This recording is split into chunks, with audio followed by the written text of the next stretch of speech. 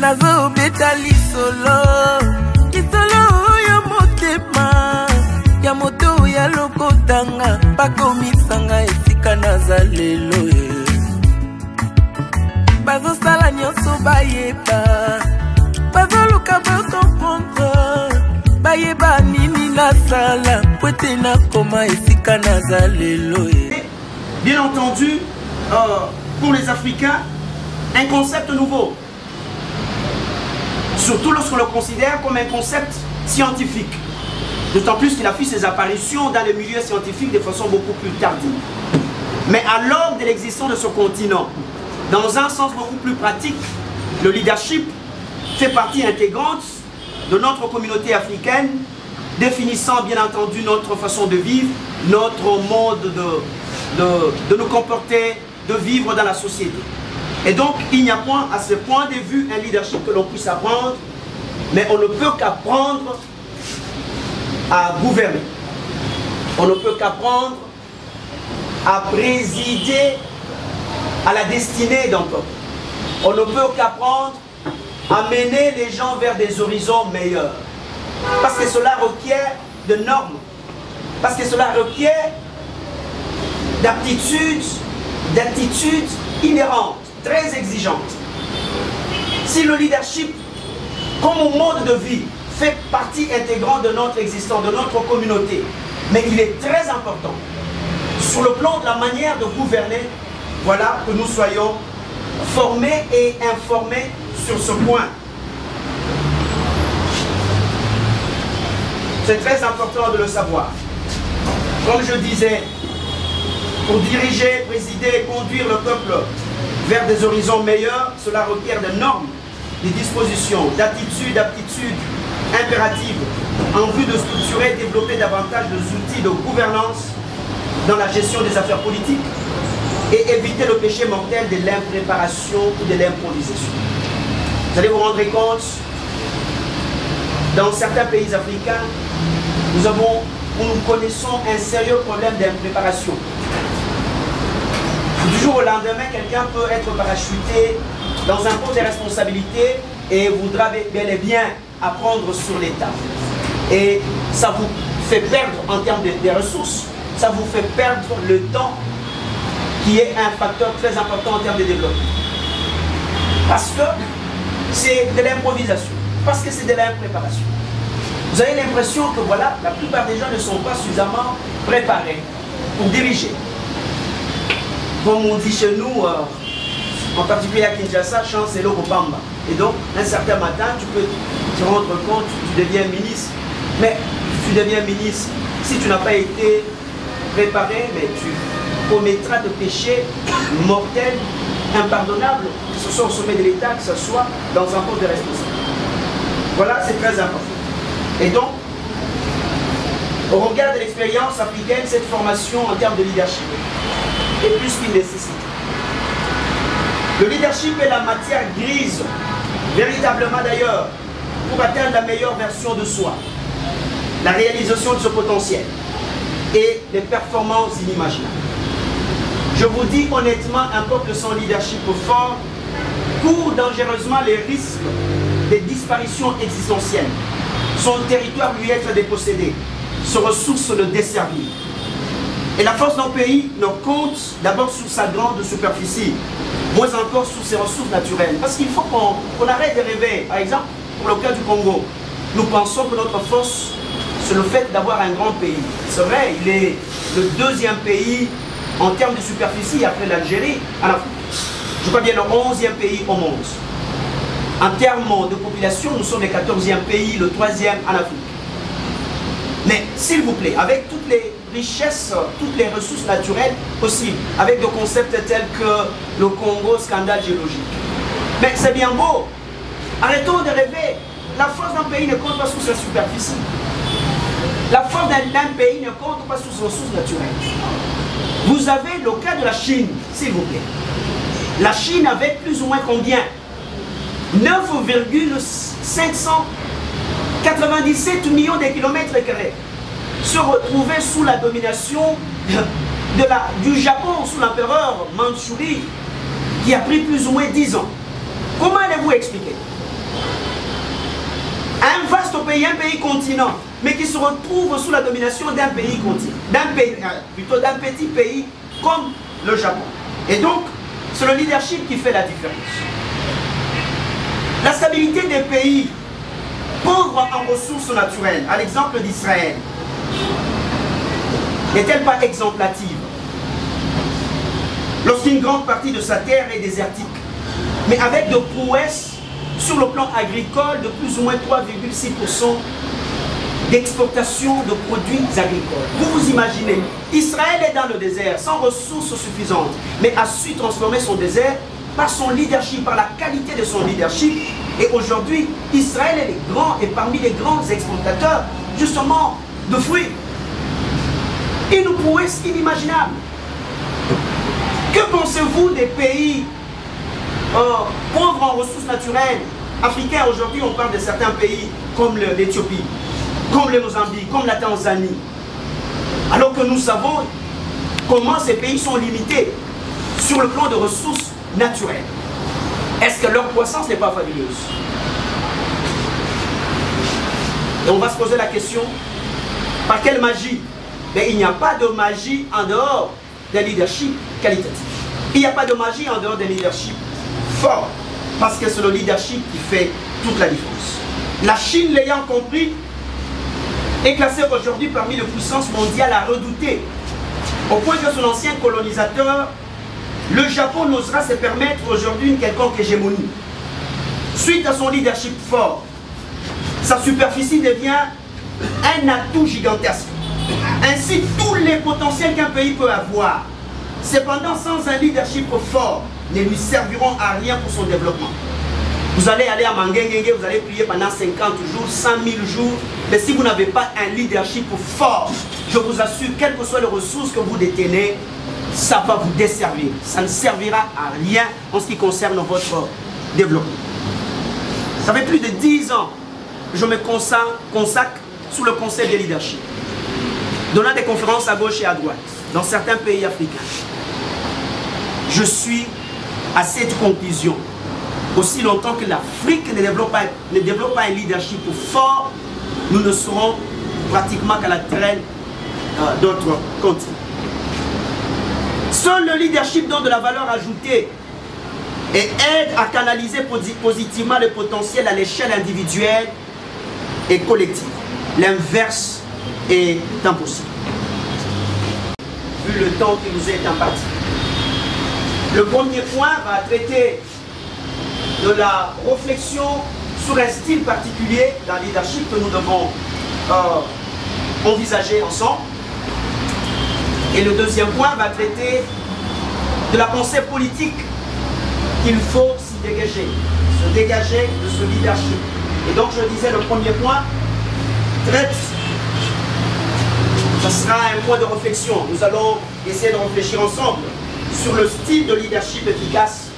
Et le deuxième point, sur la pensée politique que nous allons dégager de ce style.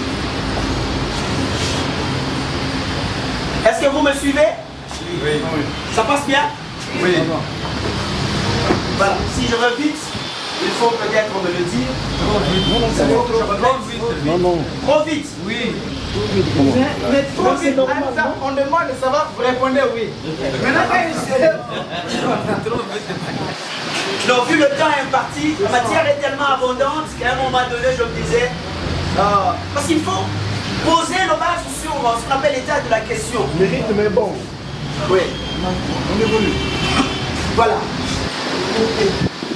Donc, le premier point traite du style du leadership sur lequel nous allons réfléchir. Et le deuxième point, la pensée politique que nous allons nous y dégager.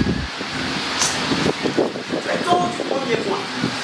Ce que nous devons savoir réellement, c'est qu'il existe plusieurs styles de leadership à travers le monde.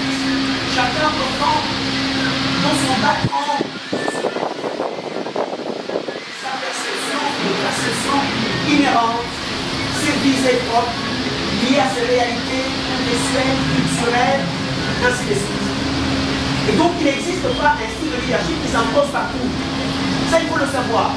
Parce que nous, Africains, nous avons l'impression d'être dans notre propre piste. Tout ce qui se passe ailleurs, voilà, nous les prenons sans pourtant comprendre d'abord le contexte de l'énonciation. Nous prenons la démocratie, oui, d'accord, mais une vision politique. C'est très important pour conduire les peuples, pour mener un peuple vers des horizons meilleurs. S'il vous plaît, j'ouvre une parenthèse pour vous dire que tous les classiques en ce qui concerne le leadership, tous les grands penseurs, que ce soit en philosophie politique, que ce soit en sociologie politique, que ce soit dans le développement personnel, je peux vous citer, ils sont nombreux sur le plan politique.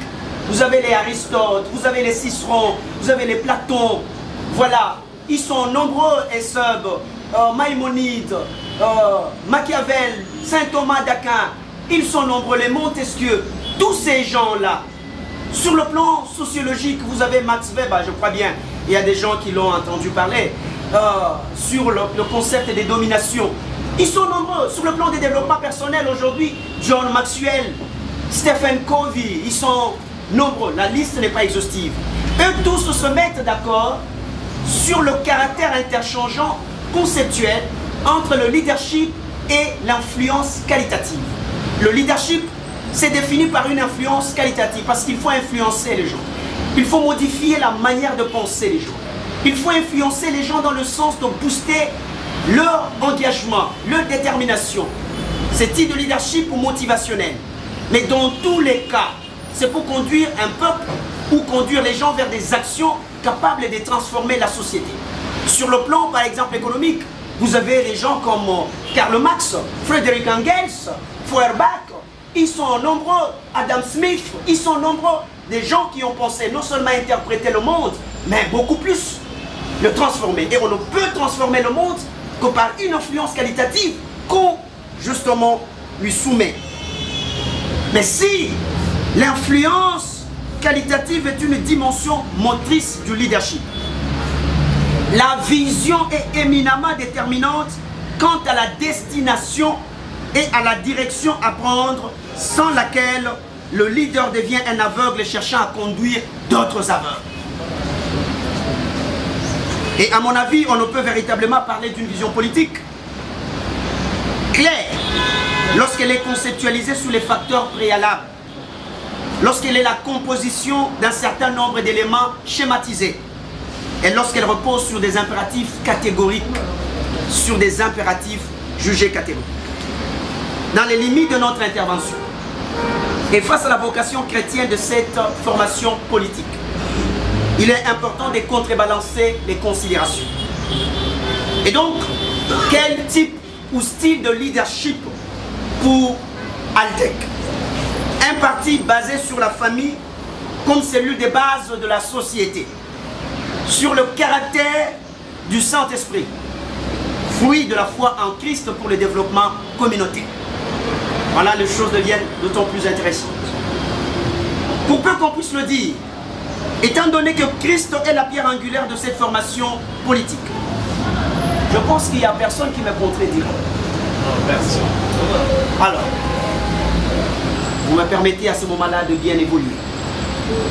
Étant donné que Christ est la pierre angulaire de cette formation politique, il sied de rappeler le style de leadership essentiellement basé sur Christ, appelé la Christocratie.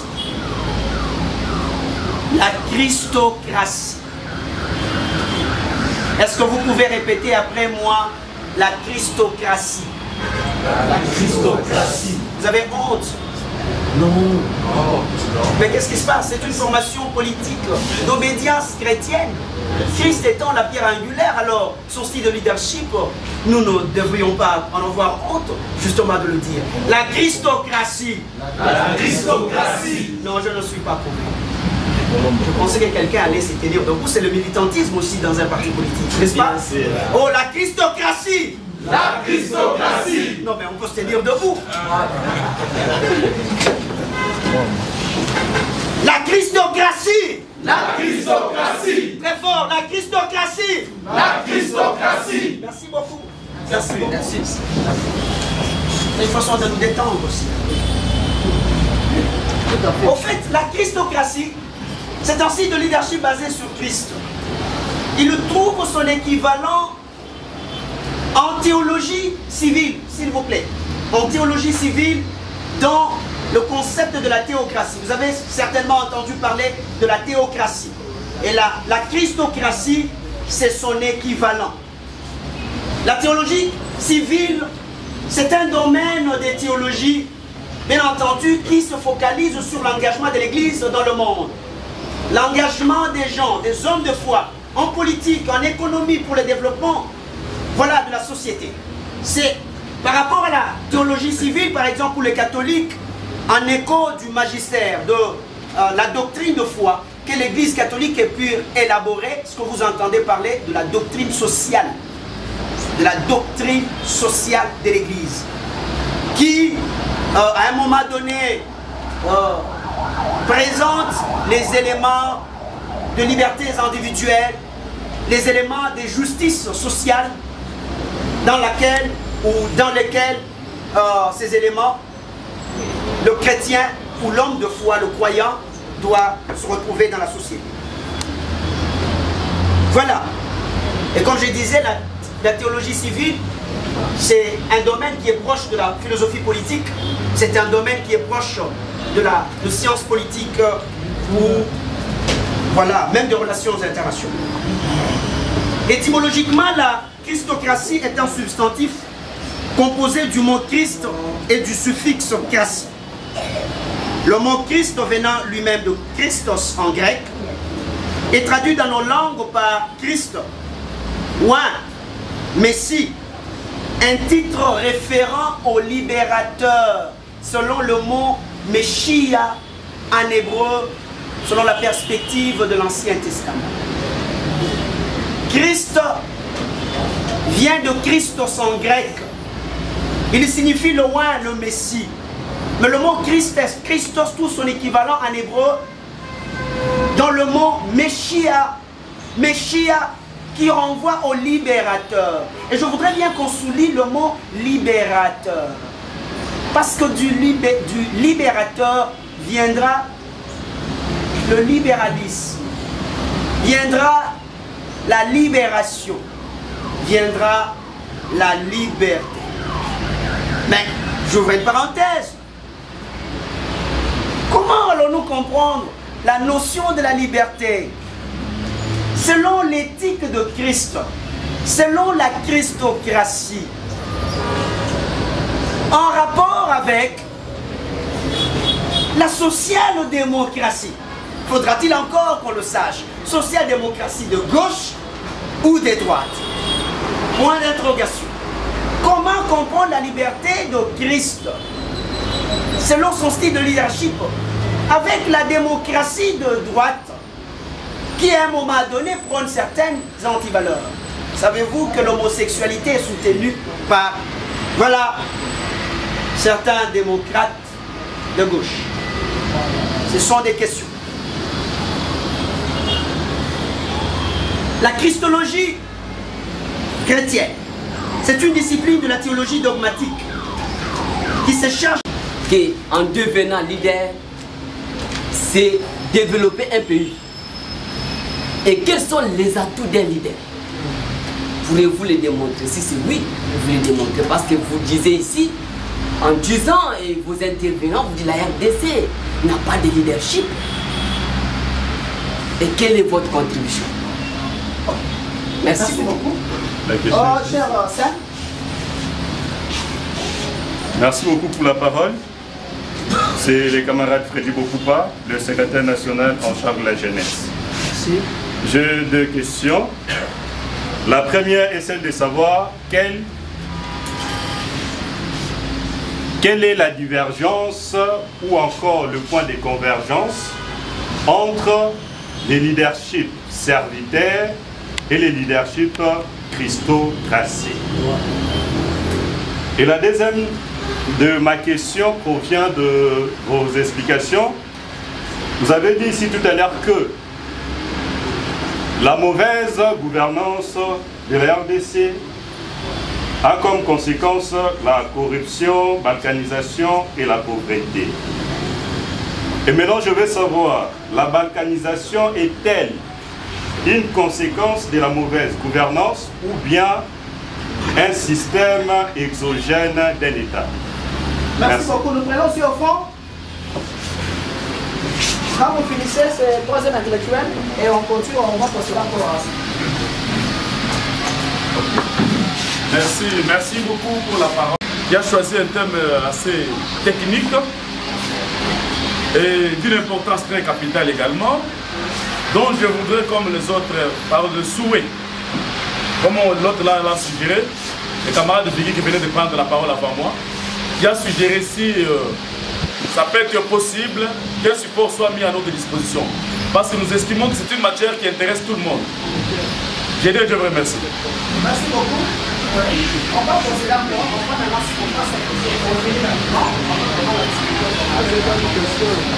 Merci beaucoup, monsieur le formateur. Je suis maître Papi Diosonga de la Bouina, affectueusement appelé troisième intellectuel de Kabeyaka Monga. Je suis le communicateur certifié et attitré d'Alder. J'ai beaucoup plus aimé votre intervention qui n'est pas non seulement tentaculaire, mais aussi pertinente. Mais je vais faire une petite observation, après je pose la question. C'est que dans la plupart des cas, lorsque nous réclamons peut-être les supports, ça ne nous parvient toujours pas. Et je ne souhaite pas que cela soit votre cas. Maintenant, ma question est celle-ci. Vous venez de nous parler de la christocratie comme un style de leadership. Mais vous n'avez pas énuméré d'autres styles de leadership. Vous avez beaucoup.